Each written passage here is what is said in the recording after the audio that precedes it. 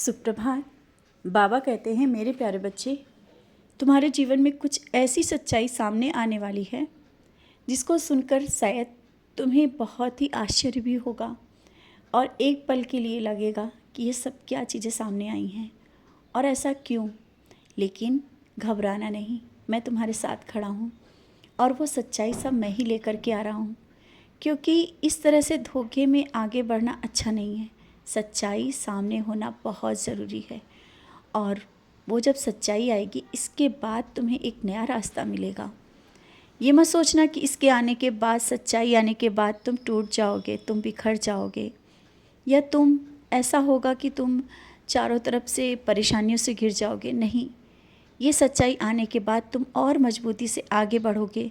और देखना, मैंने कहा है ना कि ये महीना बहुत कुछ तुम्हारे जीवन में बदलाव लाने वाला है और इस महीने के अंत तक ऐसा कुछ होगा जिसमें तुम्हें अंदर से बहुत खुशी होगी और जीवन में बहुत बड़ा परिवर्तन होगा। हो सकता है तुम्हारे अपने के लिए जो तुमने मांगा है उससे मिलने के बाद तुम्हारे अंदर एक और विश्वास जाग जाए, एक अलग से खुशी जाग जाए और तुम मेरे और करीब आ जाओ। आध्यात्मिक बदलाव होगा। तुम ध्यान में मुझे देखना चाहते हो ना, तुम मुझे हर पल कहाँ देखते हो, इधर उधर देखते रहते हो ना।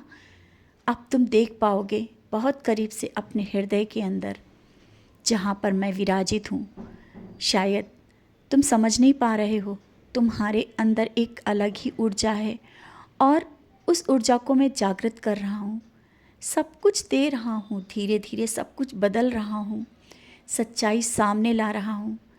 ऐसा कुछ हो रहा है, शायद जीवन में तुम्हें लग रहा है कि ये तूफ़ान सा आ गया है। ये तूफ़ान नहीं है बच्चे, ये बदलाव का तूफ़ान है। जब बदलाव आता है ना तो ऐसे ही तूफ़ान दिखते हैं, लेकिन ये अच्छाई भरा तूफ़ान है। इसको समझने की कोशिश करना और निराश मत होना। जिस राह पर चले हो आगे चलते रहो, पीछे मुड़ के मत देखो और रुको भी मत। आलस दूर भगा दो। अब समय की कीमत को तुम्हें समझना होगा और अपने बच्चों को भी तुम्हें समझाना होगा। समय की कीमत को समझो। हर वो कार्य खुशी खुशी करो जो तुम्हारे सामने आ रहे हैं, क्योंकि रास्ता कब कहाँ से खुल जाए पता ही नहीं चलेगा। आलस या कल पे बात को टालना बंद कर दो। जो कार्य तुम्हारे सामने आए ना उसे स्वयं और बहुत ही जल्दी करो। हो सकता है उस काम के बाद कोई दूसरा रास्ता निकल आए। ऐसे ही बहुत से रास्ते मैं खोलूँगा और इस गुरुवार को तुम मेरे मंदिर आना।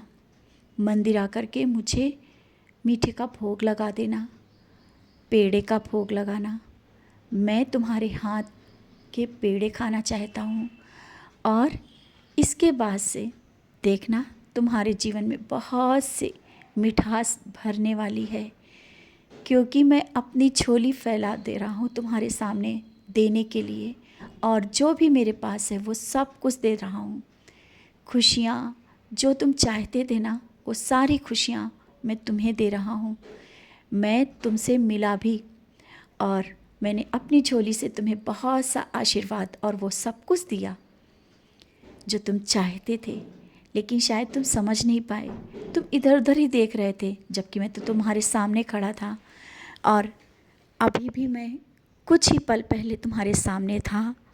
शायद तुम देख नहीं पा रहे हो। तुम मुझे सोचते हो कि किस रूप में बाबा आएंगे। बच्चे, मैं सूक्ष्म रूप में भी तुम्हारे साथ रहता हूँ। मैं किसी न किसी जीव के रूप में मैं तुम्हारे साथ रहता हूँ। बस तुम मुझे पहचान लिया करो। और कभी कभी तो तुम पहचान लेते हो और बहुत खुश भी हो जाते हो। मेरा पूर्ण आशीर्वाद तुम्हारे साथ है। मैं कभी तुम्हें टूटने नहीं दूंगा, ना ही हारने दूंगा। और अपनों से बिछड़ने का तुम्हें दुख हो रहा है ना, बच्चे निराश ना हो।